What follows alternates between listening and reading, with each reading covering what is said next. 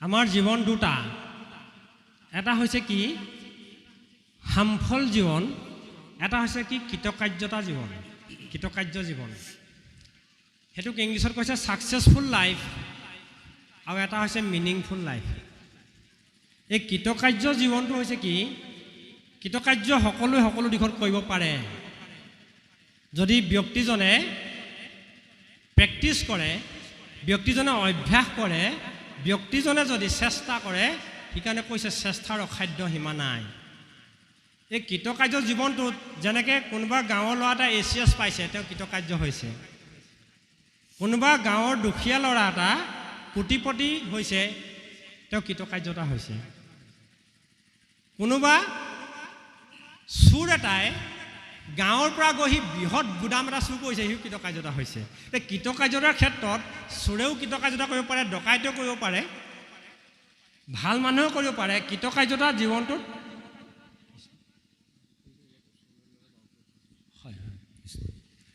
তেতিয়া সকলোৰ কাৰণে কৃতকাৰ্যতা জীৱনটো একেই। আমি সকলোৱে ছাকচেছৰ অৰ্থাৎ কৃতকাৰ্যতাৰ ফালে আগবাঢ়ি যাওঁ।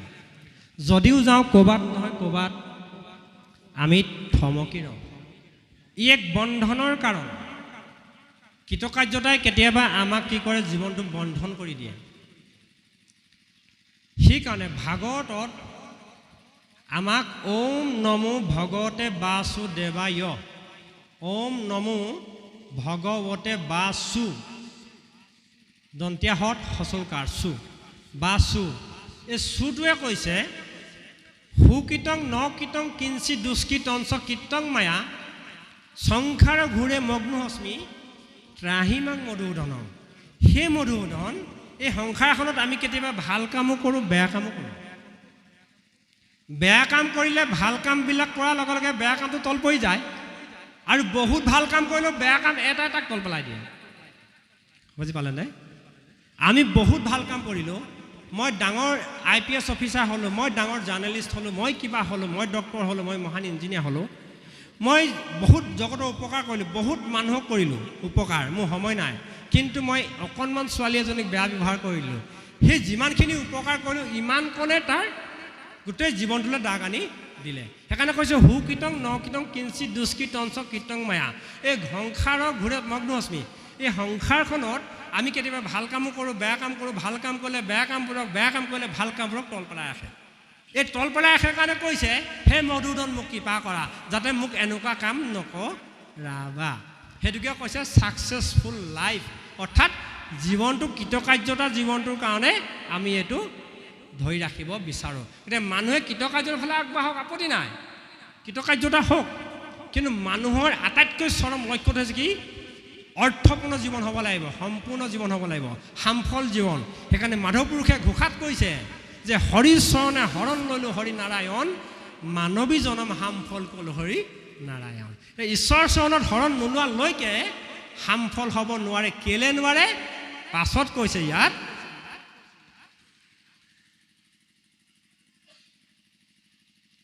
অন্তকালে হৰিস্মৰে যিটো ভাগ্যৱন্ত, তাহাৰো মহিমা কহি কোনে পায় অন্ত। অন্তকাল আমাৰ গাঁওবিলাকত এতিয়া, মই সেইদিনাখন এজন ব্যাখ্যা কৰা এজন মই শুনিছিলোঁ। সাধাৰণতে মই ইউটিউববিলাকত বৰ চোকা চোকা ব্যাখ্যা কৰা কিছুমান আহে, বহু জ্ঞানী আমাতকৈ আহে, বৰ ধুনীয়া ধুনীয়া সংস্কৃত মাৰে। আমাৰ শুনিবলৈ সময় নহয়, সত্য কথা কৈছোঁ দেই বা সমস্ত। কেতিয়াবা শুনিম যেন লাগে, কেলৈ শুনিবলৈ সময় নহয়? এই কাৰণেই নহয় সময়, আমি হৈছোঁ শিক্ষাবৃত্তিৰ লগত জড়িত। আমি কিতাপ লিখিব লাগে, আমি চেমিনাৰ কৰিব লাগে, আমি ছাত্ৰ ছাত্ৰীক পঢ়াব লাগে, তাৰ উপৰিঞ্চি আমি দুখন মিটিঙলৈ যাব লাগে। গতিকে কলেজলৈ ৰাতিপুৱা যাওঁ, দেওবাৰ দিনটোত সময় পাওঁ, দেওবাৰ দিনটো আকৌ ভাগৱতৰ অনুষ্ঠান এভাগ থাকে। গতিকে কেতিয়াবা কাপোৰকেইটা ধুবলৈ সময় নাপাওঁ। সেইকাৰণে আমি এইবিলাক শুনিবলৈ সময়, ৰাতি 12টা বজাৰ পাছতো শুবও লাগে। স্বাস্থ্যটো মানুহৰ ডক্টৰ মতে 7 ঘণ্টা 6 ঘণ্টা পূৰা শুবই লাগে, তেতিয়া স্বাস্থ্য ঠিক থাকে। গতিকে আমি শুবও লাগিব নহয়, সকলো ঠিক কৰিব লাগিব। কিন্তু যি কি নহওক, এতিয়া যে অন্তকালটো মই কথাটো কৈছোঁ, সেইদিনা এজন ব্যাখ্যাকাৰকে দি দিলে, ইউটিউবত এটা ব্যাখ্যা দিছে, অন্তকাল বোলে বৃদ্ধ বয়সটো। এনে বাস্তৱত চালে হয়, বয়সস্থ বাপসকলে কয় আৰু আমাৰ জীৱনটো শেষ হৈছেগৈ, অন্ত হৈছেগৈ আৰু। এইটো বাস্তৱ সত্য। সত্য দুটা, এটা প্ৰচলিত সত্য, এটা প্ৰকৃত সত্য।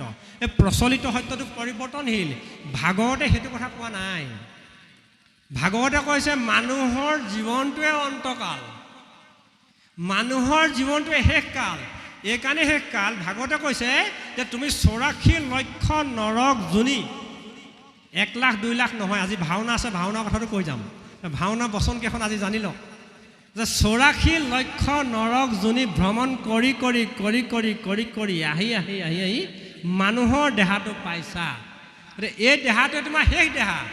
এই দেহাটোতে যদি তুমি ঈশ্বৰ ভক্তি নকৰা, তেতিয়াহ'লে পুনৰ তুমি গতা গতেন শান্তু হস্মি যিশু সংসাৰে বস্মাটো, ভাগৱতৰ গৌতে কৈছে গতা গতেন শান্তু হস্মি দীৰ্ঘ সংসাৰে বস্মাছো যেন ভুৱনস্ব গোস্বামী ত্ৰাহিমাং মধুদনং।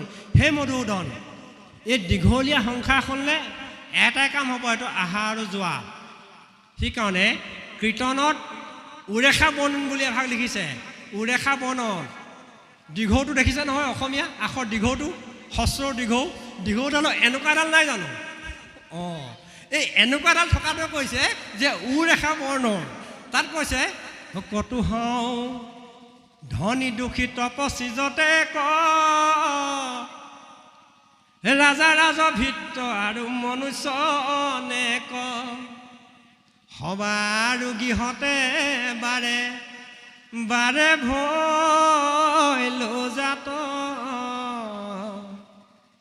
অনেকৰে ভৈলো প্ৰভু ভিত্ৰ সংখ্যাত কটু মুক কাটে ময়ো কটুৱা চুমাৰি। কোনোবাই মোক কাটিছে, মই কাৰোবাক কাটিছোঁ জন্মত, বুজিছেনে? কাৰোবাক এইটো জন্মত মই কাৰোবাক কৰিছোঁ, পাছৰ জন্মটোত ভাগৱতে কৈছে তুমি পাছলৈ সাঞ্চিত হৈছা, তুমি এইটো জন্মত কোট ৰাখি গৈছা, পাছলৈ যদি অত্যাধিক কোট ৰাখোঁতে ৰাখোঁতে ৰাখোঁতে ৰাখোঁতে তুমি মৰিব সময়ত তোমাৰ কোটটোৱে আহিলে মনত, তেতিয়া তুমি সাপ হৈ জন্ম ল'লা। তেতিয়া সাপ হৈ সি বেং হ'ব, তেতিয়া তুমি তাক দংশন কৰিবা, বা সাপ হৈ তুমি বেলেগত দংশন কৰিবা। এই এনেকৈ সেইটোকে কৈছে ঘূৰ্ণিমান, এইটোকে ইংলিছত চাইক্লিকেল থিয়ৰী বুলি কৈছে, বুজিছেনে? ঘূৰ্ণিমান প্ৰক্ৰিয়া। এই ঘূৰ্ণিমান প্ৰক্ৰিয়াৰ যোগেদি আমি কতো হওঁ ধনী দুখী তপস্বী যতক। এবাৰ যদি ধনী হৈছোঁ, এবাৰ দুখীয়া হৈছোঁ, এবাৰ তপস্বী হৈছোঁ, এবাৰ জ্ঞানী হৈছোঁ, এবাৰ বেমাৰী হৈছোঁ, এবাৰ সুন্দৰ সুঠাম হৈছোঁ, এবাৰ লেঙুৰ ভেঙুৰ হৈছোঁ, এবাৰ স্ত্ৰী হৈছোঁ, এবাৰ পুৰুষ হৈছোঁ। গতিকে এই জন্ম কৰোঁতে কৰোঁতে কিমান কৰিছোঁ আমি? স্থাৱৰং বিংশতে লক্ষং, স্থাৱৰ হিচাপে 20 লক্ষ বাৰ, জলজং 10 লক্ষকং, 10 লাখ বাৰ জলত, 9 লক্ষঞ্চ কুৰ্মচ্চ, 9 লাখ বাৰ কাছ, 9 লক্ষঞ্চ পক্ষীন, বুজিছেনে? 9 লাখ বাৰ পক্ষী, 300 লক্ষঞ্চ পশুনাঞ্চ, 30 লাখ বাৰ পশু, বুজিছেনে? 2 লাখ বাৰ অৰ্ধমানৱ বা হিতাহিতি জ্ঞান শূন্য, 2 লাখ আমি অৰ্ধমানৱ হৈছোঁ, হিতাহিত জ্ঞান নাইকিয়া। 4 লক্ষকং বানৰা, 4 লাখ বাৰ বানৰ জন্ম লৈছোঁ। ততো মনুষ্যতাং প্ৰাপ্য, তাৰ পাছত মানুহৰ দেহাটো পালোঁ। ততঃ কৰ্মানে সাধেয়ত, সেইকাৰণে সাধন যোগেদি মানুহৰ দেহাটো পালোঁ। মানুহৰ দেহাটো ইমান দুৰ্লভ, ইমান সহজ নহয় মানুহ পোৱা। আকৌ কেনেকুৱা পাইছোঁ? লেঙুৰ ভেঙুৰ কণা কোজাও নহয়, আমি একদম সুন্দৰ সুন্দৰ দেহা এটা পাইছোঁ। আৰু এনেহেন ধুনীয়া দেহাটোক ইয়াত আমি 7 দিন ভাগৱত পাতিলোঁ। বেয়া নাপাব দেই, আমাৰ ফালৰ কথা কৈছোঁ। 7 দিন পাতিলোঁ। এই 7 দিন একেবাৰে হালধিও নাখালোঁ, খুন্দা মগুমাহ আৰু আদা খালোঁ। তাৰপৰা কি কৰিলোঁ? তাৰপাছত পোহৰ উৎসৱ আহিলে, যিটো আমাৰ অসমীয়া সমাজত নাছিলে, অলপ দিনৰ পৰা আমাৰ অসমলৈ ধাবিত হ'ল। পোহৰ উৎসৱ দীপন্দিতা আহিলে, ঘৰত আমি একদম কলগছ লগালোঁ, 100 এগছ চাকি জ্বলালোঁ, 200 চাকি জ্বলাইছোঁ, কোনোবা লাইট পোহৰালোঁ। কিন্তু দেহি ঐ, ইমান ধুনীয়া দেহাটো, বিউটি পাৰ্লাৰ গ'লোঁ, ধুনীয়াকৈ চুলি কাটিলোঁ, ফেচিয়েল কৰিলোঁ, আকৌ তিনিআলি মূৰত গোটেই ৰাতিটো মাত্ৰ 3 খিলা কাগজতে শেষ কৰি পেলালোঁ ৰাতিটো। ইমান সাধন মাৰ্গৰ দেহাটো। আকৌ সেইটোও সন্তোষ নহ'ল, আহি মানুহজনীক ৰাতিয়ে পিটিলোঁ, সোণৰ চেণ্ডাল দে, পইচা ক'ত দে, উলিয়াই দে, মই চৌমনি দি থৈ আহিছোঁ। আমাৰ ফালৰ কথাহে কৈছোঁ দেই। গতিকে চৌমনি দি থৈ আহিছোঁ, মোক পইচা লাগে, আৰু পাতিছোঁ ঘৰত পোহৰ উৎসৱ। ভাগৱতে কৈছে সেইটো পোহৰ নহয়। তাহলে তুমি জীৱনটো বুজি পোৱা নাই। তুমি জীৱনটো উপভোগ ভাবিছা, আনন্দ যদি ভাবিছা, তুমি উপভোগ কৰা, উপভোগ কৰিব জানি লোৱা। তুমি জীৱনটো যদি দুখ কষ্ট বুলি ভাবিছা, তেতিয়াহ'লে তুমি সংশয়চ্ছেদ কৰা। তুমি জীৱনটো যদি দুঃসাহস ভাবিছা, তেতিয়াহ'লে তুমি সীমা পাৰ কৰা। জীৱনটো যদি তুমি আনন্দ বুলি ভাবিছা, তেতিয়াহ'লে সকলোকে বিলাই দিয়া। জীৱন যদি তুমি অধ্যয়ন বুলি ভাবিছা, গভীৰতালৈ যোৱা।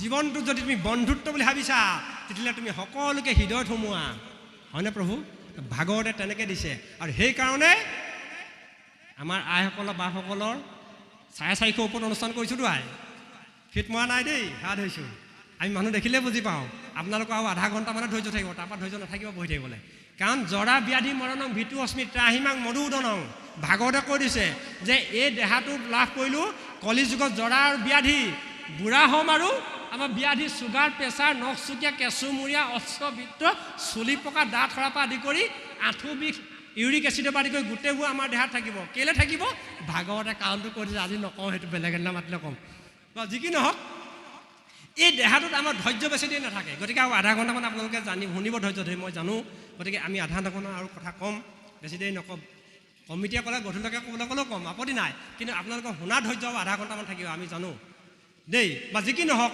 এই 84 লক্ষ নৰক যোনি পাৰ হ'বৰ কাৰণে তাত কৈছে যে যিটো ব্ৰহ্মময় দেখে জগত নিখিল যত পাপ পুণ্য সমস্ততে নিৱৰ্তিল যিটো ব্ৰহ্মময় দেখিলে জগতখন নিখিল নিখিল মানে হাৰ জগতৰ হাৰটো পালেগৈ সমস্ত পাপ আৰু পুণ্য তেওঁ গাত একাকাৰ হ'ল তেওঁ পাপো নকৰে পুণ্য অৰ্জনো নকৰে সাধাৰণতে আমাৰ পুণ্য অৰ্জনৰ কাৰণে মানুহবিলাকে কৈ থাকে কোনোবা এটাই দান দিয়ে আজিকালি এনেকুৱা হৈ গ'ল মানুহবিলাকে বোৱায়েকক যদি চেইন এডালো শাহুৱেকে দান দিছে চিধা মোবাইলটো ঐ আন আন আন মোবাইলটো আন তাত ক'ব আজি মোৰ বোৱাৰীজনীক মই চেইন এডাল দান দিলোঁ আই ঐ দেহি জগতখনৰ গোটেই মোবাইলটোক মানে বিলাই ফুৰা হৈ গ'ল আজিকালি মানুহৰ মানুহ ক'লৈ গতি কৰিছে চক মৰম স্নেহবিলাক মোবাইললৈ গুচি গ'ল আজি গতিকে মানুহ হৈ থকা নাই এতিয়া গতিকে আমাৰ সকলো আছে ভাল ডক্টৰ আছে ভাল ইঞ্জিনিয়াৰ আছে ভাল প্ৰবক্তা আছে ভাল অধিবক্তা আছে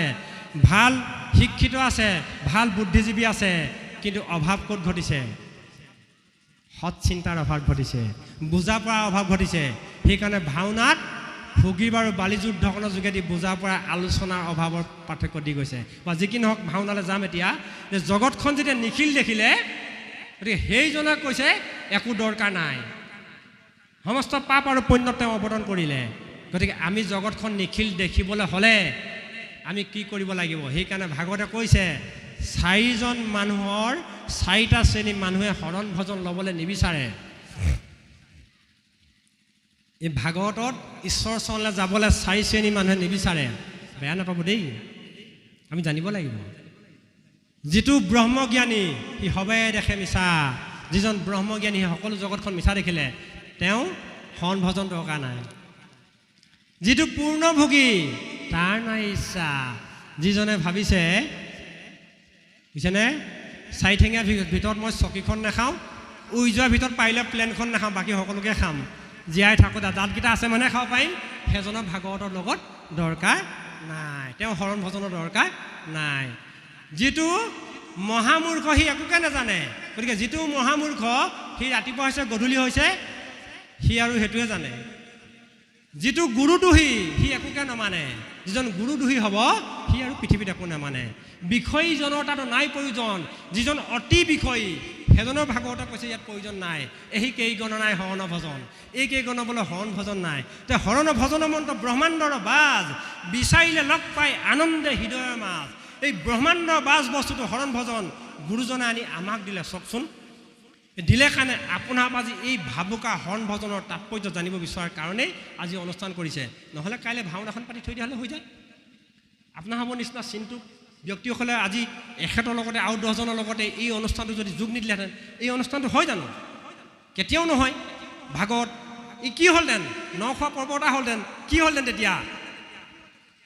তেতিয়া আমাৰ দেউতাৰ নিচিনা এবাৰ আমাৰ তাত হৈছিলে কাহিনী এটা এজন 80 বছৰ হ'ল তেখেতে অখণ্ড ভাগৱত খাই ঘূৰি ফুৰে অখণ্ড ভাগৱত খুব গায় মান কণ্ঠস্বৰটো বৰ ধুনীয়া তেখেত বাপজনে গতিকে তেখেতে অখণ্ড ভাগৱত খাই ঘূৰি ফুৰে এই গাঁৱতে ভাগৱতময় হৈ গ'ল দেহাটো পিছে স্বভাৱটো পৰিৱৰ্তন কৰিব নোৱাৰিলে খুব বিহুৱা আছিলে নাতিনীয়েককেইজনী জীয়ৰী হ'ল 9-10ত পঢ়িলে বুঢ়াই সেইদিনাখন বহাগৰ বিহুত জোঁৱায়েক আহিলে চুবাই নাখাই পি খালে বুজিছানে গতিকে নাতিনীয়েক 4জনী লৈ বিহু যোৱা জুৰিলে তিনিআলি মূৰতে নাতিনীয়েকক লৈ বুঢ়াই গাবলৈ ধৰিলে মৰম লাগে তোমালৈ অ' সৰু ভনী নাকান্দা তুমি বৰে কৈ বুলি এজন DFO আছিলে, তেখেত ৰিটায়াৰ্ড হ'ল, তেখেতৰ 95 বছৰ হৈছে, এনেকুৱা হ'ল লাখুটিডাল লৈ লৈ আহিছে, এনেকৈ আহি লাখুটিডালে বেকুটালে ডিঙিতে ধৰিলে, এনেকৈ ধৰি তই এইফালে আছোন, তই গোটেই অসমখনত ভাগত গাই ঘূৰি ফুৰিলি, তই যৌৱনটো কেতিয়া আহিলে, মৰম কেতিয়া লাগিলে তই বুজি নাপালি, তই 80 বছৰত নাতিনীসকলে মৰম লাগিছে তো। গতিকে ভাগত পঢ়ি ভাবুকা হ'ম নে ভাগত পঢ়ি কি হ'ম? গতিকে আমি বুজিব লাগিব যে হৰণ ভজন মন্ত্ৰ ব্ৰহ্মাণ্ডৰ বাজ বিচাৰিলে লগ পাই আনন্দে হৃদয়ৰ মাজ। হৰণ ভজন গুৰুজনে কিয় দিলে আমাক? অৰ্জুনক শৰণ দিলে, 8টা প্ৰশ্ন কৰিলে, ঘোষা আহিলে, এই গীতা আহিলে। উদ্ধৱে কেইটা প্ৰশ্ন কৰিলে জানে? উদ্ধৱে 24টা প্ৰশ্ন কৰিছে। আৰু আমাৰ দেহাটো কিমান গুণৰ? 24 গুণৰ, 24 তত্ত্বৰ, হয়নে? এই 24 তত্ত্বৰ দেহাটো উদ্ধৱে 24টা প্ৰশ্ন কৰিছে। 24টা প্ৰশ্ন উত্তৰ দি উদ্ধৱক একেবাৰে শেষটো দি থৈ গৈছে, আৰু থ'বলৈ একো বাকী নাই। গতিকে দণ্ডৱতে পৰিজনা দেহাৰ হৰণ, দণ্ডৱত কৰালে আমাক গুৰুজনাই। কেলে কৰালে দণ্ডৱত? গুৰুসকলে দণ্ডৱত, দণ্ড মানে লাঠি, বট মানে নিচিনা, লাঠিডালৰ নিচিনা কৰালে। গতিকে সেৱা যেতিয়া কৰালে আমাক লাঠিডালৰ চিধাকৈ সেৱা ক'লে। পঞ্চ সেৱাৰ ভিতৰত এভাগ শেষ সেৱা আছে, সেই ভাগ হৈছে গুৰু সেৱা। আৰু গুৰু সেৱা কৰা হয় প্ৰথমতে অষ্টাংগ সেৱা, আৰু সেৱা নহয়। এই অষ্টাংগ সেৱাৰ যোগেদি আমাক দণ্ডৱত কৰালে, লাঠিডালৰ নিচিনা কৰালে। অৰ্থাৎ যেনিয়ে ঠেলি দিয়ে তেনিয়ে, মালিকজনে যেনিয়ে ঠেলিব তেনিয়ে যাব। আমি যেতিয়া ঈশ্বৰক চিনি পালোঁ, ঈশ্বৰক যেতিয়া গম পালোঁ, স্বয়ং সত্য বুলি, সত্যে সত্যে সত্যে পখিলোহৰণ বুলি যেতিয়া ক'লোঁ, তেতিয়া আমি সিদিনাখন পৰা ভগৱন্তলৈ অৰ্পণ কৰিলোঁ। আৰু প্ৰভু থাকি হৃদয়ত যেন নচুৱাবাছ আমি সেইমতে নাচিম বুলি আমি ভাৱনা কৰিলোঁ। তেতিয়াহ'লে আমি গুৰু সেৱা কেতিয়া কৰিম? প্ৰথম কেতিয়া কৰিম? বাপ সমস্ত প্ৰথম আপুনি বিচনা যেতিয়া উঠিলে, ঈশ্বৰ সনীয়াসকলে চকুকেইটা মেলিলে, চকু মেলিলে সাৰ পালে, অৰ্থাৎ ৰাতিপুৱা সাৰ পালি চকু মেলিয়ে আপুনি গুৰু সেৱা কৰিব লাগিব। তাতেই আপুনি চিন্তা কৰি লওক, হে প্ৰভু, কায় ব্ৰতে কষ্টে বাক্যে কৰ্ণে মনে মুখে পৃথিৱীত ভৰি দি হে জনাৰ্দন, জাগৰণে জনাৰ্দন, যি জাগৰণ কৰিছে তেওঁৰ নাম জনাৰ্দন। গতিকে জনাৰ্দনৰ নামি আপুনি তেওঁক চমজাই দিব লাগিব। প্ৰভু দিনটো গধূলি যেতিয়ালৈকে চকু মুদিম আৰু তুমি শুৱাবা, তেতিয়ালৈকে আমি আপোনাক চমজালোঁ। সেই দেহৰ ভাৱনাৰ কাৰণে শৰণ ভজন আনিলে, তাৰ কাৰণে আমাক দেহাটো চমজাই দিলে দেই বাপ, তাৰ কাৰণে চমজাই দিলে। আৰু কি কৰিলে? এইখিনিক বুজাবৰ কাৰণে বেছি দেৰি নাই কাৰণে অকণ ভাগৱতৰ লগতে ভাওনালৈ আহি গৈছোঁ দেই বাপ, আপোনাৰ ভাওনা আছে নহয়। এই মানুহখিনিক বুজাবৰ কাৰণে গুৰুজনে নাচি নচুৱাই, গাই গোৱাই, লিখিলে লেখালে, গীত জুৰিলে জোৰালে, বাদ্য নিজেই বজালে বজোৱালে, সৃষ্টি কৰিলে কৰোৱালে, সকলোকে কৰি আনি কি কৰিলে? অসমত এটা ভাৱনা দি গ'ল, এই পুণ্যভূমি অসম মূলকত। এতিয়া প্ৰশ্ন হয়, গুৰুজনেনো অসমত কিয় অৱতৰণ কৰিলে? তাৰ কথা আছে, এনেই নহয়। বহুতে সেইকাৰণে আজিকালি কৈ দিয়ে কিছুমানে যে শংকৰদেৱ নিচিনা মানুহজন অসমত জন্মগ্ৰহণ কৰিলে ইয়াত নকৰাই ভাল আছিলে। তেওঁ আচলতে কথাটো নাজানে, ইয়াত অৱতৰণ কৰা কথা আছে, তেওঁ এনেই কৰা নাছিলে এইডোখৰ জেগাত, বুজিছেনে? গতিকে অৱতৰণ কৰি আহি কি কৰিলে? 9 বছৰ বয়সত তেওঁ ভাওনা সৃষ্টি কৰিছে, 9টা খোল বজাইছে। আৰু কি বুলি ক'লে? ভাওনা কি? ভাওনা ক'ত কৰিব লাগে? গতিকে আপোনালোকক সেৱা ধৰিছোঁ দেই, ভাওনা কোনো সৰস্বতী পূজাত নহয়, ভাওনা কোনো লক্ষী পূজাত নহয়। পাতিব পাৰিব আৰু সেইটো নিজৰ নিজৰ কথা দেই, মই নুবুজিলেই হ'ল, বুজিছেনে? জ্ঞানী গাঁৱৰ বুঢ়াজনৰ নিচিনাকৈ, জ্ঞানী গাঁও বুলি এখন গাঁও আছিলে, এজন বৃদ্ধ আছিলে। বৃদ্ধজনে কি কৰিছিলে? এহাল গৰু কিনি আনিছিলে। তেওঁ কোনো পধ্যেই তলত নানামে, কোনো দিন তেওঁ মানুহৰ কঁকালত নানামে। সেই গৰু কিনি আনোতে তিনিআলি মূৰতে ল'ৰা 4টা লগ পালে। এজন অধিবক্তা আছিলে, উকিল আছিলে। 4জনে সুধিলে যে ককা গৰুহাল কিমান ল'লে? গৰুহাল কিনি আছিলে তেওঁ 4,000 টকাত, কৈ দিলে 12,000 টকা ল'লে।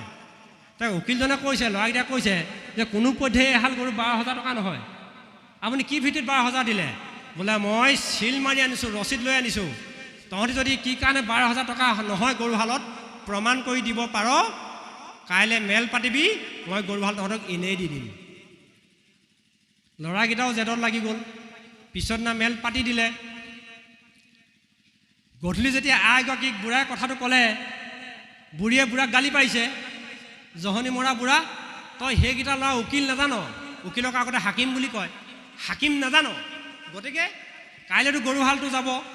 এতিয়া বুঢ়াই কৈছে, বুঢ়ী চিন্তা নকৰিবি, হৈ থাক, সিহঁতি যিমান পৃথিৱী যুক্তি দিলেও মই নুবুজিলে হ'ল, যিমান অভিধান আনি দেখালেও মই নিশিকিলে হ'ল। গতিকে ভাওনা কথাটো ক'বলৈ যাওঁতে সেইকাৰণে আপোনালোকক কৈছোঁ, এই পাতকীয়া যিমান ক'লেও আপোনালোকে যদি ভাবি লয় আমি নিশিকিলেই হ'ল, আমি নুবুজিলেই হ'ল, তে ভাওনা ক'ত কৰিব? গুৰুৰ ওচৰত। গুৰু কেইৰূপা জানিব লাগিব। গুৰু 3 ৰূপা, গুৰু দৃশ্যৰূপা, বুজিছেনে? সেইকাৰণে কৈছে দৃশ্যমান গুৰু বিনা হৰণ নহয়, দৃশ্যমান এজন গুৰু লাগিব। দৃশ্যমান গুৰুজন কেনেকুৱা হ'ব লাগিব? গুৰু মন্ত্ৰ ৰূপা, বাংময় ৰূপা, বুজিছেনে? অৰ্থাৎ বাক্য ৰূপা, ভাগৱত ৰূপা গুৰু, বাংময় মন্ত্ৰ ৰূপা। গতিকে মন্ত্ৰই ভাগৱতে কথাখিনিয়ে আমাক প্ৰকাশ কৰালে ই মনলৈ লৈ যাব। আৰু গুৰু কি ৰূপা? গুৰু ভকত ৰূপা। গতিকে এই 3 ৰূপা গুৰু প্ৰকাশ কৰিবৰ কাৰণে ভগৱন্ত কি কৰিলে? গুৰুজনে ভাৱনা দিলে। ক'ত? ভগৱন্তই কৃষ্ণই উদ্ধৱক কৈছিলে, হেৰা উদ্ধৱ, কলিৰ যুগত মোৰ গুণনাম গাই যেতিয়া নৃত্য গীত কৰিব, সি এক অশ্বমেধ ফল যজ্ঞ ফল এটা খোজত লাভ কৰিব। সেইকাৰণে কেশৱৰ আগে যিটো নৃত্য গীত কৰে, বিশেষত কলি যুগত এক অশ্বমেধ ফলক পাবে প্ৰতি খোজত ভাওনা কৰি ভাৱৰীয়াজনে এটা ফল পাব। ভাওনা কৰি তৰিব, ভাওনা কৰোৱাই তৰিব, ভাওনা গাই তৰিব, ভাওনা গোৱাই তৰিব। ভাওনা সকলো কৰি তৰিব, ভাওনা দেখাব, ভাৱনা দেখাব। সেইকাৰণে কৈছে যে কেশৱ কোন? তিৰুধায় পবিষ্ট হয়ং শ্ৰীমদ ভাগৱত বৰ্ণম তেনয় বাংময় মূৰ্তি পটস্য বৰ্ততে হৰে শ্ৰৱণাত শ্ৰৱণাত পাঠাত দৰ্শনাত পাপনাখিনি পাপনাখিনি পাপনাখিনি। হে উদ্ধৱ, মই যাব সময়ত তুমি সুধিছিলা মই কেনেকৈ থাকিম, এতিয়া মই বাক্যৰূপে, শব্দ ব্ৰহ্মৰূপে, সহ্য বীৰ্য অৱয়ব মই বাক্যত সোমাই গ'লোঁ, শব্দত, আৰু ভাগৱত ৰূপে প্ৰকাশ হৈ গ'লোঁ। মই এই ভাগৱত যি পাঠ কৰিব, য'ত সেৱা কৰিব, য'ত শ্ৰৱণ কৰিব, পাপ নাশৈ মোকেই পাব, মোকেই পাব, মোকেই পাব। গতিকে সেই ভাগৱত প্ৰতিষ্ঠা কৰি ভাওনা কৰে। কেলৈ কৰে? এটা ভাৱনা দিবৰ কাৰণে। কি বুলি ক'লে? অন্তৰ যে সৰ্বমনে ভাৱনা মিলয়, এহি হেতু সৰ্বলোকে ভাওনা বোলয়। গায়ন বায়ন হবে সভা জয় কৰে, গীতনাট্য হবে ৰসিকাৰ মনোহৰে। পণ্ডিতে বুজিবে শ্লোক কৰিলে বচন, চুৰমুখা বুজিবে ক। গতিকে এই গীত আৰু নৃত্য শ্লোক এইবিলাক পণ্ডিতসকলে বুজিব। নাইদন্তে সূত্ৰ ধাৰং অল্পমতি বিস্তৰে ন, কৈ দিয়াৰ লগে লগে আমাৰ গাঁওকেইজনক বুজাব লাগিব মানে সূত্ৰটো কি কৈছেনো। কিন্তু পণ্ডিতসকলে ঠিক হৈছে, ঠিক হৈছে, হয়নে প্ৰভু? গতিকে চুৰমুখা উলিয়ালে, ৰাৱণটো কেনেকুৱা, বিভীষণ কেনেকুৱা, দুৰ্যোধন কেনেকুৱা, সকলো কাৰণে দি এটা ভাৱনা প্ৰকাশ কৰি সেইকাৰণে নাম থলে যাত্ৰা। যাত্ৰা মানে গতি, গতি ক'লে গতি। তাৰ কাৰণে কি কৰিলে? ভাওনা। বাপ সমস্তে আপোনাৰ কাইলৈ ভাওনা পাতিছে নহয়। ভাওনা কি হ'ব? তাৰ কাৰণে এই ভাৱৰীয়াসকলক আনিব, সপ্ত বৈকুণ্ঠত স্থাপন কৰি ভাওনা কৰিছিলে। কেলৈ কৰিছিলে? সপ্ত বৈকুণ্ঠত, সপ্তম বৈকুণ্ঠৰ 7খন দুৱাৰত 14জন দ্বাৰপালি আছে। পূবত চন্দ্ৰ প্ৰচণ্ড, পশ্চিমত জয় বিজয়, উত্তৰত ধাতা বিধতা, বুজিছেনে? দক্ষিণত কুমুদ কুমুদাক্ষ, এনেকৈ এই 14জন দ্বাৰপালি আছে। এই পশ্চিম ফালৰ যিখন দ্বাৰ, সেই দ্বাৰ যোগেদি ব্ৰহ্মস্থলী অৰ্থাৎ একেবাৰে ভগৱন্তৰ ওচৰলৈ গমন কৰিব। সেইকাৰণে পশ্চিম দ্বাৰখনে জয় বিজয় দ্বাৰ। সেই জয় বিজয় দ্বাৰতে কি কৈছে? এভাগ অগ্নিগড়, 9 ভাগ চাকিৰ যোগেদি অগ্ৰে নয়তি ইতি অগ্নি, যি আগলৈ আগবাঢ়ি যায় সেই হৈছে অগ্নি, অগ্নিগড়। গতিকে সেই দ্বাৰৰ যোগেদি ভাৱৰীয়াসকল আগবাঢ়ি আহিব। ক'লে? য'ত ভগৱন্ত প্ৰবাহিত হৈ আছে, য'ত তেওঁ ব্ৰহ্ম প্ৰতিষ্ঠিত হৈ আছে, তালৈ আগবাঢ়িব বৈকুণ্ঠলৈ। কেনেকৈ আগবাঢ়িব? 9 ভাগ চাকিৰ তলেদি সৰকিব। অৰ্থাৎ 9 গছি চাকিয়ে 9 ভাগ ভক্তি প্ৰদীপ 9 ভাগে সংস্কাৰ কৰিছে। সেইকাৰণে ভাগৱতত প্ৰথম স্কন্ধত শুকমুনি আৰু সুতমুনি অৰ্থাৎ দুভাগে ভাগত আনিছে। প্ৰশ্ন কৰিছে পৰীক্ষিতে। আৰু একাদশ স্কন্ধত 9 ভাগ ভাগত দিছে। নৱসিদ্ধ সংবাদ 9জন সিদ্ধ পুৰুষে ভাগত দিছে, প্ৰশ্ন কৰিছে 9টা। আৰু একাদশৰ শেষত দ্বাদশত যাবৰ কাৰণে উদ্ধৱে 24টা প্ৰশ্ন কৰি দ্বাদশত মুক্তি কৰিছে জীৱটো। কথা বুজি পাইছে নহয়? এতিয়া এই 9 ভাগ চাকিৰ যোগেদি সংস্কাৰ হৈ আহিব। ভাৱৰীয়াসকলে আগবাঢ়ি আহিব। আগবাঢ়ি কি কৰিব? যেতিয়া এই সমাধিস্থললৈ আহিব, জেগাডোখৰলৈ আহিব, তাৰ কাৰণে গাম্ভীৰ্যপূৰ্ণ ঐক্যতান বাদ্য লাগিব। আৰু বাদ্য বা কোনে বজাব? খোল, মৃদযুগংগ, মৃদংগ, মাটিৰ পাত্ৰ যোগেদি তেওঁ মৃদংগ সৃষ্টি কৰিলে। শব্দ দিলে 4টা। খিত, দিত, ঢে, ডাও। খিত পৃথিৱী, দিত স্থিতি, ঢে ধ্যান কৰোঁ, দেও তাক। এই পৃথিৱীত স্থিতি লৈ থকা জীৱসকলে তেওঁক ধ্যান কৰিব। আৰু গিৰগিৰ গিৰগিৰ গিৰগিৰ গুৰুজনে বৰবায়ন, মাধৱে গায়ন, বুজিছেনে? প্ৰেমেই গাঠত চুপহি, তিনি গুণেই ঘূণ, ধৈৰ্যই দুলি, এই খোলটো তৈয়াৰ কৰি শেষ থমক দি সকলোকে এভাগ কি কৰিলে? ভাওনা সৃষ্টিৰ আগত গানিকা প্ৰস্তুত কৰি দেখালে। বাদ্য বজালে। গুৰুজনে 9টা খোল বজালে। এবাৰ দেখে শংকৰ, অহিটো শংকৰ দেখে তহিটো শংকৰ। এবাৰ দেখে শংকৰ 9টা খোল বজাই আছে। এবাৰ দেখে গুৰুজন গৈ তেওঁ আসনত গৈ বিষ্ণুৰূপে আছে। এবাৰ দেখে তেওঁ সভাত সূত্ৰনাট্য কৰি আছে। এবাৰ দেখে তেওঁ গায়ন বজাই আছে। তেনেকৈ 9 ভাগে দেখিলে গুৰুজনক। 9 ভাগে দেখি কি ক'লে গুৰুজনে? সকলোকে মুহি ভাৱৰীয়াক ভাৱনা দিলে। আৰু সকলোকে ক'লে, হেৰা তোমালোকে কেনেকৈ থাকিবা সংসাৰখনত? ভাওনা আমাক তাক বুজনি দিছে। সেইকাৰণে ভাওনা সাধাৰণতে আমাক ভাৱনা লয়। সেইকাৰণে বহু ডেকাসকলে ভাওনাত ঘুগুনি পকৰি খাবলৈ ভাৱনা লৈ আহে। আমাৰ ফলৰ কথা কৈছোঁ। বহু ডেকাই লগতে অশুবচনখন গাইছে, কেনেকৈ প্ৰৱেশটো কৰিছে চাবলৈ আহে। ভাওনাই আমাক মনোৰঞ্জন দিয়ে। ভাওনাই স্বভাৱ গঠন কৰে। আমাৰ তাত 2জন ল'ৰা আছিলে, একেবাৰে চুলি ইয়ালৈকে ৰাখে অকল অসুৰবচন গাবৰ কাৰণে। ভাওনাই স্বভাৱ গঠন কৰে। ভাওনাই কি কৰে? আমাক শিষ্টাচাৰ দিয়ে। ভাওনাই আমাক যাত্ৰা পথৰ সঁহাৰি কৰি দিয়ে। ভাওনাই আমাক বৈকুণ্ঠলৈ নিয়ে। ভাওনাই আমাক সংস্কৃতি প্ৰদান কৰে। ভাওনাত নাই কি? গতিকে আমাক সেইকাৰণে গায়নীয়ে গাই দেখালে, ইমান সুন্দৰকৈ দেখালে। যেতিয়া গায়নীয়ে যেতিয়া গাব স্তুতিটো, যেতিয়া অসুৰ প্ৰৱেশ কৰিব, সভাত প্ৰৱেশ কৰে দৈত্যৰ ৰাজন। বাকীসকলে যে ধৰিব একদম, এইটো মুচত আহিব, হয়নে দৈত্যজন? আৰু কি বুলি গাব লগা লগে? হে পদ ভৰে বসুমতী কম্পে থৰা থৰে। যেতিয়া গাব তাৰমানে পদ ভৰে বসুমতী কম্পে থৰা থৰ, অসুৰটো দৈত্যটো অহাৰ লগে লগে পৃথিৱীও কঁপিব। আৰু একে ৰাৱণক সেইটো গালে বিভীষণ যেতিয়া প্ৰৱেশ কৰিব ক'ব কি? তেতিয়া লয়লাখে প্ৰৱেশ কৰে। দেখিতে সুন্দৰ। ৰাৱণ ওলাব কুকুৰা পাখি এগাল লৈ মূৰত এইটো মোচনত, বিভীষণ ওলাব এইটো মোচনত। একে ভাই ককাই, একে ভাই ককাই লয়লাখে প্ৰৱেশ কৰে। দেখিতে সুন্দৰ। অৰ্থাৎ ভাওনাই দেখাই দিলে, চোৱা তুমি গাঁওখনৰ ভিতৰত ৰাৱণ হ'বা নে বিভীষণ হ'বা? তোমাৰ ঘৰলৈ সোমাই আহোঁতে কেঁচুৱাই কন্দাটো হ'বা?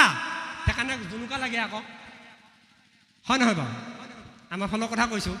যেতিয়া সোমাই আহে চাইকেলখন যিকেইটা ঠেকেচ মাৰে মাঘৰ বিহু উৰুকাৰ দিনাখন, আমি বুজি পাই যাওঁ প্ৰভুজন আহিছে আজি। চাইকেলখনত যিকেইটা ঠেকেচ মাৰিব, মানুহগৰাকী সেইদিনা গম পায় আজি মোক কি গতি হ'ব। এতিয়া ভাওনা চাই বুজি পালোঁ, আগতে ৰয়েল ড্ৰেছ এনেই কিনি ফুৰিছিলোঁ, আচল ভাওনা ক'ৰবাত পালোঁ। বুজিছেনে? এতিয়া গুৰুজনে আমাক কি শিকালে? ভাওনাই কি শিকালে? প্ৰভু ওচৰত আমাক ক'লে, নহয় জাতিলাও বুঢ়া ৰঙালাও বুঢ়া, গতিকে ভাওনা চাই আপোনাৰ ৰঙালাও বুঢ়া হওক, যিমানেই বুঢ়া হ'ব সিমানেই মিঠা হ'ব। জাতিলাও যিমানেই বুঢ়া হ'ব সিমানেই টান হ'ব, নিমখৰ পাত্ৰ হ'ব, হয়নে প্ৰভু?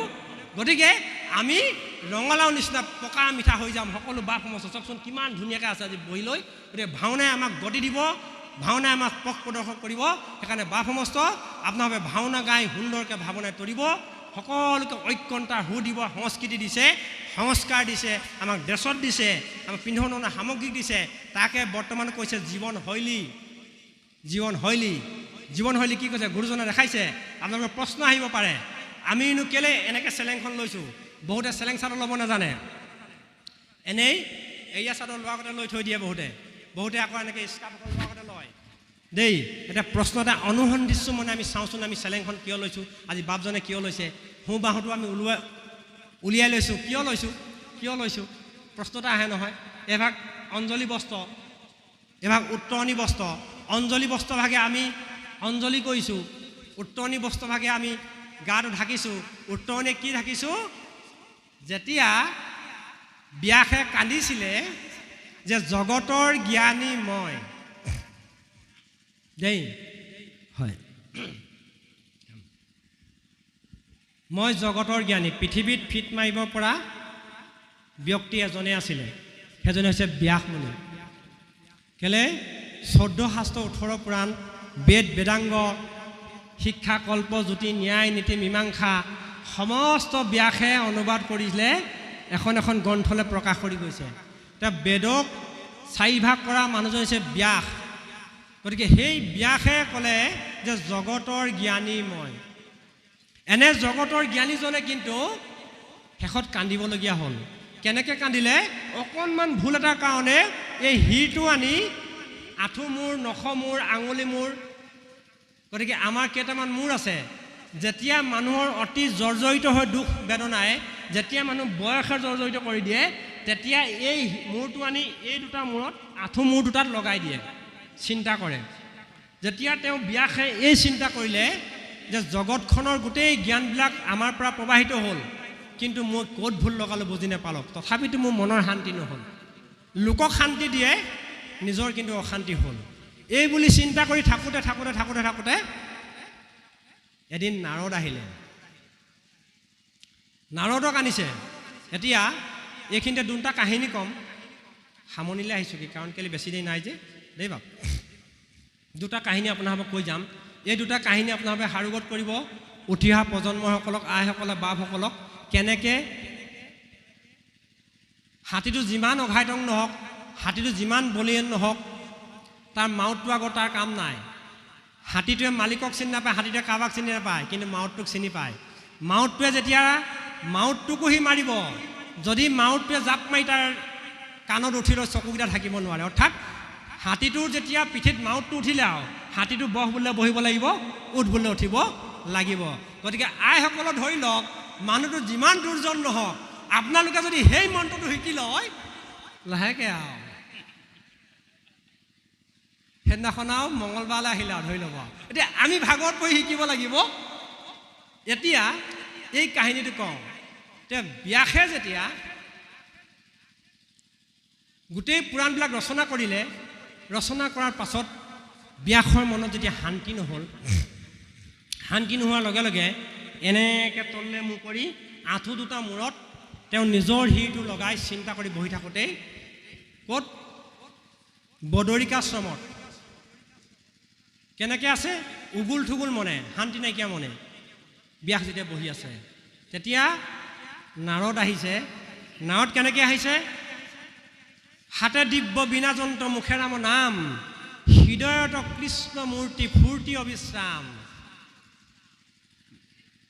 দেউতাসকল আজিৰ পৰা নাৰদ হৈ লওক যিমানে বেয়া কথা ক'লেও আপুনি হাঁহি মুখে ইখত হাঁহিয়ে মাৰিব ভগৱন্ত কৃষ্ণ বুকুতে বিগুমুনিয়ে গুৰ মাৰি দিলে ভগৱন্ত কিন্তু মিচিককৈ হাঁহি মাৰি থৈ দিলে প্ৰভু ভগৱন্ত কৃষ্ণ ক'লে প্ৰভু আপোনাক এই ব্ৰাহ্মণৰ ইমান কোমল পাওখন এই বৰ্জহম কঠুৱা হৃদয়খনক গুৰ মাৰিলে আপোনাৰ পাৱত আঘাত অকণমান দুখ পালে আমি মোহাৰি দিওঁ দিয়ক গতিকে আমাৰ হৃদয়ত বহুতে গুৰ মাৰি আছে আমি ক'বলৈহে লাজ পাওঁ হয়নে প্ৰভু গতিকে এই ভাৱনাটো আপোনালোকে ধৰি লওক তেনেকৈ নাৰদেও একদম আনন্দ মনে আহি ব্যাসৰ যেতিয়া ওচৰত পালেহি ব্যাসে যেতিয়া নাৰদক ক'লে হে নাৰদ, মই কি ভুল লগালোঁ মই নিজেই ক'ব নোৱাৰোঁ, তাৰ উত্তৰটো আপুনি দিয়ক। নাৰদে তেতিয়া ক'লে যে মলমতী ব্যাস, তুমিহে কৰিলা জগতকে নাশ। মলমতী ব্যাস এইকাৰণে হ'লা, তুমি মহন্ত আছিলা, মহন্তৰ মোহ এইটো কিনো বিপৰীত। তোমাক কেলে মোহটো লাগিলে? মোহ মানে পদ, মোহ মানে আশা, মোহ মানে সকলোৰে ওপৰত থকা, মোহ মানে মায়া, মোহ মানে অশান্তি, মোহ মানে তৃপ্তি, বুজিছেনে? গতিকে মোহটো যেতিয়া আমাৰ গাত লাগি যাব তেতিয়া আমাৰো একেই দুৰ্দশা হ'ব।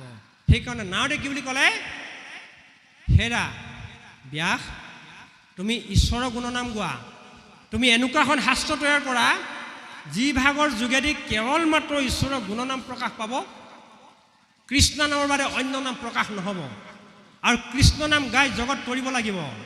আৰু সেই ভাগ হৈছে ভাগৱত। ব্যাসে ভাগৱত সংকলন ৰচনা কৰিলে। এই ভাগৱত গাবলৈ দিবলৈ যাওঁতে নাৰদে এটা বস্তু দিলে, সেইটো আমাৰ সকলোৱে প্ৰয়োজন দেই, বাপ সমস্ত সেইটো সকলোৱে প্ৰয়োজন। মই সেইকাৰণে আনিলোঁ কথাটো। সেইটো হৈছে কি? উপৰিজন্ম। উপৰিজন্মৰ কথা ক'লে নাৰদক। নাৰদে ক'লে, হেৰা ব্যাস, মই কেনেকৈ ভাগৱত পালোঁ শুনাচোন, মই কেনেকৈ নাৰদ হ'লোঁ শুনাচোন। আগতে মই দাসীৰ পুত্ৰ আছিলোঁ, 5 বছৰীয়া চবাল, অৰ্থাৎ 5 বছৰীয়া ল'ৰা। এঘৰ ব্ৰাহ্মণত মাতৃ দাসী আছিলে, মাতৃ চাকৰণী অৰ্থাৎ। সেই ব্ৰাহ্মণৰ ঘৰত লাচন পাচন কৰি থাকে, ময়ো মাৰ লগতে থাকোঁ। চাৰিওফালে বানপানী হ'ল, 4জন সিদ্ধপুৰুষ আহিলে, আহি পানী হ'লে কাৰণে যাব নোৱাৰিলে, তেখেতলোকে সেইখন গৃহতে থাকিলে। আৰু ব্ৰাহ্মণসকলে সদায় তেওঁলোকে ৰান্ধে, ঈশ্বৰৰ গুণনাম গায়, তেওঁলোকৰ মুখে গুণনাম গাওঁতে গাওঁতে গাওঁতে গাওঁতে মই শুনোতে শুনোতে শুনোতে শুনোতে তেওঁলোকৰ উচিষ্ট মই ভোজন কৰোঁতে কৰোঁতে কৰোঁতে কৰোঁতে মই কি হ'ল, কেতিয়া কৃষ্ণ মোৰ হৃদয়ত প্ৰৱেশ হ'ল মই ক'ব নোৱাৰিলোঁ। তেতিয়া কান্দি কান্দি ব্যাসক কৈছে, হে ৰাম, গুচিল মনৰ মল, অন্তৰ সংগতি, কৃষ্ণ হেন দেৱতপ ৰীল মোৰ মতি। যেতিয়া সন্তৰ সং পাই গ'লোঁ, মনৰ মলখিনি মই আঁতৰি গুচি গ'ল, কৃষ্ণ হেন দেৱত মতিটো আহি গ'ল। তাৰপিছত কি কৰিলোঁ, ৰাতি দিনে গাইলোঁ কেশ বৰ গুণ যশ, মনত উপচিয়াহে কৃষ্ণ প্ৰেমৰ ৰস, নয়নৰ নিৰঝৰে, ঝৰে মানে চকুনি ওলাই যায়, এই তনুৰু মাঞ্চিত, ভকতৰ সংগত বিত ভৈল চিত্ৰ। সন্তৰ সংগত ঈশ্বৰৰ কথা শুনোতে শুনোতে শুনোতে শুনোতে শুনোতে শুনোতে ৰাতি দিনে যেতিয়া গাবলৈ ধৰিলোঁ, মই কি হ'ল, যেতিয়া বাৰিষা শেষ হৈ গুচি গ'ল, 4জন সিদ্ধ যাবলৈ ওলালে, যাবলৈ যেতিয়া ওলাই গুচি গ'ল, তেতিয়া কি কৰিলোঁ মই, শুনা, পাছে পাছে যাহাও কৰি কাতৰ শেষ, গুৰু হ'ব কিছু দিওঁ ভক্তিও দেখ। তেতিয়া মই গুৰু ভজিলোঁ। ডাঙৰ কথা সেইটোৱে, পাকটো তাতে আছে দেই, ভাগত জেলেপি পাক হয়, পাকটো তাতে আছে। তেতিয়া মই গুৰু ভজিলোঁ সেই 4জন সিদ্ধ। গতিকে গুৰু শব্দটো 1 বচন নহয়, আপোনালোকে চাব বহু বচন। সেইকাৰণে ভকতেই গুৰু, গুৰুৱে ভকত দেই। গুৰু সেইকাৰণে পৰিৱৰ্তনশীল, গুৰু জন্ম নহয়, গুৰু সৃষ্টি হয়। মনত ৰাখিব দেই, গুৰু সৃষ্টি হয়, গুৰু জন্ম নহয়, গুৰু সংস্কাৰ হয়। কথা বুজি পালেনে? গতিকে গুৰু সংস্কাৰ যোগেদি এই 4জন সিদ্ধৰ যোগেদি নাৰদে যেতিয়া পাই গ'ল, মনৰ মনখিনি গুচি গ'ল, যেতিয়া গুচিলে, যেতিয়া তেওঁলোকক বিচাৰিলে, প্ৰভু মোক অকণমান দিয়ক, কিজানি মই ঈশ্বৰৰ নামটো পাওঁ। এতিয়া 4জন সিদ্ধ কি হ'ল, হেনবা পাতকী সংখ্যা ৰকত ৰুৱাহি শুনিয়া সদয় ভৈল চাৰিও সন্যাসী হে ৰাম পৰম ৰহস্য কথা কহিলা হৰিষী যেতিয়া পৰম ৰহস্য কথাটো কৈ দিলে যেতিয়া পৰম ৰহস্য কথা কৃষ্ণক চিনাকি কৈ দিলে এতিয়া কৃষ্ণ সকলোৱে চিনি পায় কংসই চিনি পাইছিলে গোপীসকলে চিনি পাইছিলে দুৰ্যোধনৰ পক্ষ গোটেইখিনি চিনি পাইছিলে অশ্বস্থমাই চিনি পাইছিলে কৃষ্ণ ঈশ্বৰ বুলি দ্ৰোণাচাৰ্য চিনি পাইছিলে অশ্বস্থমাই সেইকাৰণে সদায় ভাবি থাকে ইটো জগতৰ ঈশ্বৰ হয় ই ঈশ্বৰ এইকাৰণে ঈশ্বৰ ইয়াৰ ওচৰত বোলে সুদৰ্শন চক্ৰখন আছে কাৰণে ই বৰ ফিট মাৰি ফুৰে আৰু ধুনীয়া ধুনীয়া ছোৱালীবোৰ বোলে ইয়ে লয় শিশু পালে আৰু মনতে ভাবিছিলে ই বোলে সুদৰ্শন চক্ৰখন এদিন আমিতো ব্ৰাহ্মণ খুজিলে দিব লাগিব এদিন সুদৰ্শন চক্ৰখন খুজি লৈ দিম তালৈ ঠাই মৰিব আৰু এনেহেন ভাবি কৃষ্ণ সকলোৱে চিনি পোৱাৰ কাৰণে অশ্বস্থমে ভাবিলে আজি ক'ত যাব সিফালৰ পৰা ভগৱন্ত কৃষ্ণ আহি আছে এইফালৰ পৰা অশ্বস্থমাই একদম মনতে ধ্যান কৰি গৈ আছে গৈ গৈ গৈ গৈ হে প্ৰভু দৈনকী নন্দন বোলে ব্ৰাহ্মণী পুত্ৰৰ সেৱা গ্ৰহণ কৰক হয় গুৰুপুত্ৰ সেৱা গ্ৰহণ কৰিছোঁ কোৱাচোন তোমাৰ অভিপ্ৰায় কি প্ৰভু তেতিয়া ঈশ্বৰ বুলি কৈছে দেই প্ৰভু আপোনাক লৈ মোৰ ডাঙৰ অভিপ্ৰায় এভাগ আছে কওকচোন আপোনাৰ সুদৰ্শনখন বা দিব নেকি মোক অশ্বস্থমাৰ ভাৱনা এতিয়া বহুতে ভাগত ভাবি থাকে চতিয়া বাপৰ লগতে মই ঘূৰি ফুৰিলোঁ পল্লৱ বাপৰ লগতে মনতে গৈ থাকোঁ কোনোবা দিনা ই নথকা জেগাত মোকে যদি অকণমান দি দিয়ে পঢ়িবলৈ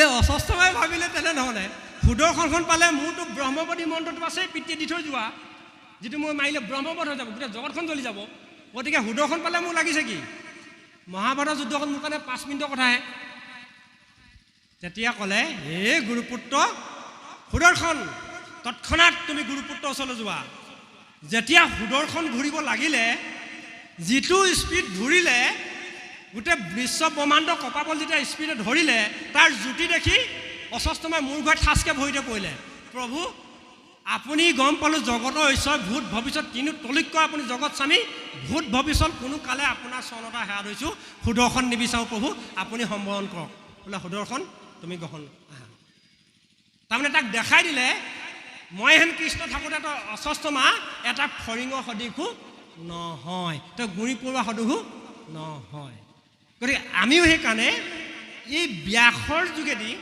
নাৰদৰ যোগেদি সংলাপটোৰ যোগেদি আমাক ডেকাসকল বাপসকলে বুজাইছে যে মাক আছিলে দাসীৰ পুত্ৰ দাস মানে যি কথা কয় এই আমুকটো কৰিব লাগিব এই তামুকটো কৰিব লাগিব আমিও ডেকাসকলে আৰু নপঢ়া নুশুনা এজনে কৈ থাকিব আমাক আমেৰিকাৰ প্ৰফেচৰ উত্তৰ প্ৰদেশত তেখেত আমেৰিকাত প্ৰফেচৰ কৰে উত্তৰ প্ৰদেশৰ আলিগড় ইউনিভাৰ্চিটিত যেতিয়া মানে ক্লাছ কৰিছিলোঁ তাত তেতিয়া তেখেতে আহি কৈছিলে বুজিছেনে 45জন প্ৰফেচৰ আমি একেলগে ক্লাছ কৰিছোঁ তেওঁ কৈছিলে যে আমাৰ ধৰ্মটো এনেকুৱা এটা বস্তু যি নেকি নপঢ়া নুশুনা বুৰ্বক এটাই আমাক কয় জ্ঞানীটোক তই সি শুব তই উঠ সি উঠিব নপঢ়া নুশুনা বুৰ্বক এটাই কয় গতিকে পঢ়া শুনাকেইটা আমি বিচাৰ নকৰোঁ সেইকাৰণে যুক্তিহীন বিচাৰে ধৰ্ম হানি পৰ্যায়তে যুক্তিহীন বিচাৰে যি ধৰ্ম পালন কৰে চব হানি হ'ব প্ৰজাৰ গতিকে আমি যুক্তি লাগিব বিজ্ঞান লাগিব বিশেষ জ্ঞান লাগিব গতিকে এই কাহিনীবোৰ যোগেদি নাৰদ দাসী পুত্ৰ মানে মাক দাসী কৰি থ'লে এইকাৰণে থ'লে অৰ্থাৎ আজ্ঞাবাহী ভিত্ত আমি যদি আজ্ঞাবাহী ভিত্ত হৈ থাকোঁ তেতিয়াহ'লে আমি ঈশ্বৰৰ বহাটো